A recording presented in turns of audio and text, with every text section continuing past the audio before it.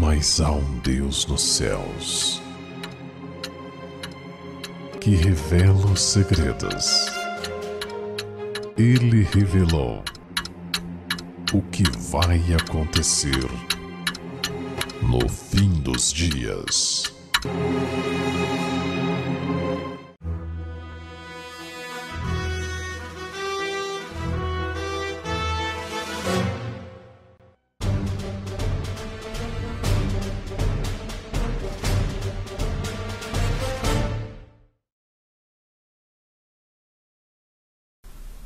Pérolas escondidas, porcos e demônios. Fala aos filhos de Israel, dizendo: também o porco, porque tem unhas fendidas, e a fenda das unhas se divide em duas, mas não rumina. Este vos será imundo. Das suas carnes não comereis, nem tocareis nos seus cadáveres. Estes vos serão imundos. Levíticos 11, 12 a 8. Hoje, há uma luta enorme quanto à questão de que se pode comer ou não determinados animais.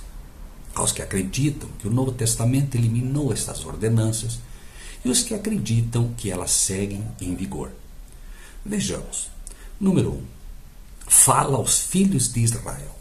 Os filhos de Israel eram o povo escolhido, o povo de Deus, um povo para ser chamado santo e um exemplo a todos os povos. 2. Deus determina pela forma como criou os animais a composição dos mesmos, dividindo os animais que seriam puros e os que seriam impuros ou imundos, de tal maneira que se pudesse de forma muito simples identificar os puros dos impuros. 3. Pouco antes do dilúvio foi reiterada a ideia, quando apenas haviam 8 almas que escapariam. De todos os animais limpos tomarás para ti 7 e 7. O macho e sua fêmea. Mas os animais que não são limpos, 2. O macho e sua fêmea. Gênesis 7:2. 4. No livro de Isaías, levando-nos ao futuro pela profecia, é dito: porque eis que o Senhor virá com fogo, e com a sua espada entrará o Senhor em juízo com toda a carne. Os que comem carne de porco, e a abominação, e o rato, juntamente serão consumidos, diz o Senhor. Isaías 66, 15 a 17. Quando Jesus expulsou os demônios dos gadarenos, permitiu que os demônios entrassem nos porcos. Jamais teria permitido que os demônios entrassem em animais limpos, animais que foram criados por Deus para consumo do seu povo. Pesquisas indicam que 14% dos brasileiros têm algum parente que já foi ou é afetado pela cisticercose, o chamado bicho do porco.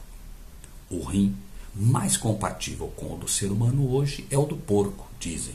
Então surge a pergunta: melhorou o porco ou piorou o ser humano? Já que seria quase impossível que um animal imundo, do qual Deus ordenou que nem se deveria tocar no cadáver, pudesse em algum momento ser compatível com a obra-prima da criação, o ser humano. No final, a resposta é simples. Se me considero como parte do povo de Deus, o Israel moderno, a ordem é válida para mim. Se me considero gentio, então não. Ainda posso determinar claramente, pelo desenho dos animais, quais podem e quais não podem ser comidos, já que a unha fendida, o não ruminar, etc., apesar de toda a tecnologia aplicada na mudança da estrutura dos animais, estas Deus não permitiu que o ser humano mudasse para que pudéssemos identificar cada um deles de forma simples e precisa. Dos animais enviados à arca, 7 casais dos limpos e 1 casal dos imundos, para que houvessem muito mais limpos para consumo e suprisse a necessidade do homem e muito menos imundos. Hoje, cidades inteiras exalam absurdamente pela grande proliferação de porcos. Ratos e porcos, para Deus que os criou e os conhece melhor que todos nós, são exatamente a mesma coisa. Não importa que o homem tenha melhorado geneticamente o porco segundo sua fraca visão das coisas. Resta que no final, a questão não é se posso ou não comer. Temos o livre-arbítrio e por ele Povos que não conhecem a Deus comem barata, cobra, cachorro, gato e outros muitos animais. Quero ou não ser santificado? Quero ou não manter este corpo saudável e em condições plenas de servir a Deus? Quero de fato oferecer a Deus um culto agradável, um culto racional? Rogo-vos, pois, irmãos, pela compaixão de Deus, que apresenteis os vossos corpos em sacrifício vivo, santo e agradável a Deus, que é o vosso culto racional.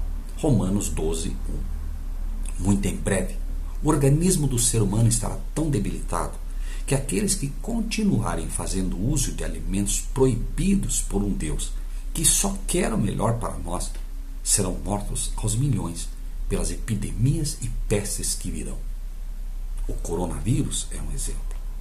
É tempo de santificar-se e, tanto pela vida do corpo como pela vida espiritual, preparar-se para o encontro com Deus. O mesmo Deus de paz vos santifique em tudo, e todo o vosso espírito, e alma e corpo sejam plenamente conservados irrepreensíveis para a vinda de nosso Senhor Jesus Cristo. 1 Tessalonicenses 5:23. Há sempre os que querem realmente conhecer a verdade e aos que querem apenas debater. Para os que querem a verdade, é que vídeos como estes são destinados, e os sinceros e humildes verão de fato se é assim ou não, já que as minhas ovelhas ouvem a minha voz, disse o Senhor Jesus. Pense nisso, e que Deus seja contigo.